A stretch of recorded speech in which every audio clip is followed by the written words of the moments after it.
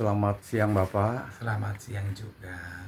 Saya ada beberapa pertanyaan mengenai organisasi. Oke, apa yang harus bisa saya jawab, Pak? Ya, menurut Bapak perilaku organisasi itu apa ya? Ya, perilaku organisasi itu merupakan suatu multidisiplin yang diterapkan kepada karyawan atau para staf di dalam satu perusahaan atau organisasi, di mana individu ada koordinasi yang positif terhadap individu yang lain. Sehingga dengan adanya perilaku yang baik, maka organisasi tersebut bisa berjalan dengan baik dan mencapai tujuan organisasi yang diharapkan.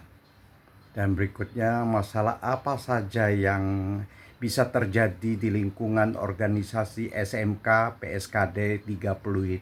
Ya, kalau mempertanyakan tentang masalah yang sering terjadi dalam organisasi atau dalam instansi SMK PSKD 3 Pluit, sebenarnya masalahnya itu karena adanya kebiasaan para guru tersebut pada sebelumnya itu suka terlambat. Nah, dengan keterlambatan tersebut akan mempengaruhi proses belajar mengajar yang ada di dalam lingkungan sekolah, di mana contohnya di saat guru tersebut terlambat, maka jam pembelajaran pertama di kelas tertentu akan terhambat. Nah, untuk itu di sini sangat berguna atau berlaku yang namanya perilaku organisasi, di mana kita harus mengajarkan kepada orang tersebut bagaimana supaya bertanggung jawab dengan pekerjaan, dengan tanggung jawab yang dibebankan kepada yang bersangkutan. Begitu sih Pak, masalah yang sering terjadi.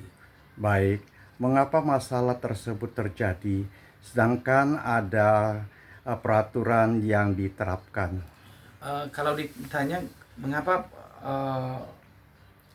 itu sering terjadi, karena seperti yang saya katakan tadi dari awal, karena kebiasaan kepada para guru tersebut, di mana kepemimpinan sebelumnya uh, membebaskan para karyawan mau datang jam berapa gitu, di mana sebelumnya itu tidak memiliki tanggung jawab penuh terhadap apa yang dikerjakan mereka.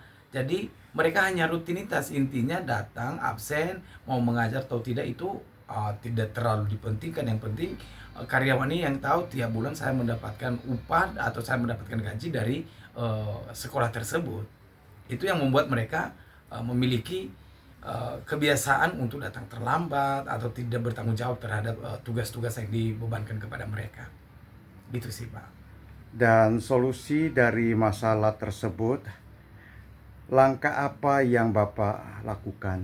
Ya, kalau selama saya menjadi seorang pemimpin di sana, langkah yang harus saya lakukan yaitu saya memberikan peraturan kepada Bapak Ibu guru staf karyawan yang ada di sana, di mana kalau Bapak Ibu terlambat harus memberikan informasi minimal 30 menit sebelum mulai atau sebelum pintu gerbang ditutup, di mana kalau ada guru staf karyawan yang tidak izin sesuai dengan peraturan yang diberikan, maka karyawan atau guru tersebut tidak akan diperbolehkan untuk masuk ke dalam lingkungan sekolah.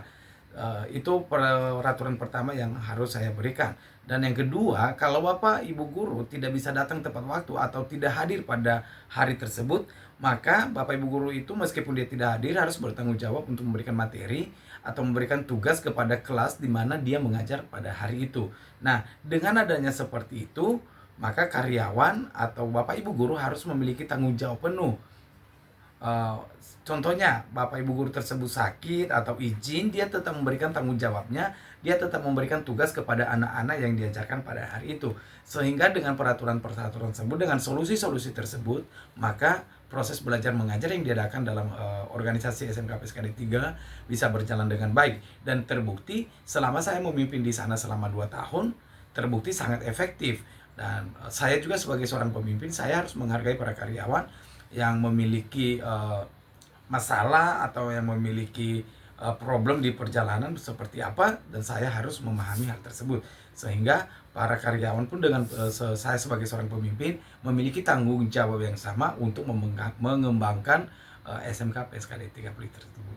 Terima kasih, itu sih Pak menurut saya. Baik, terima kasih atas keterangannya.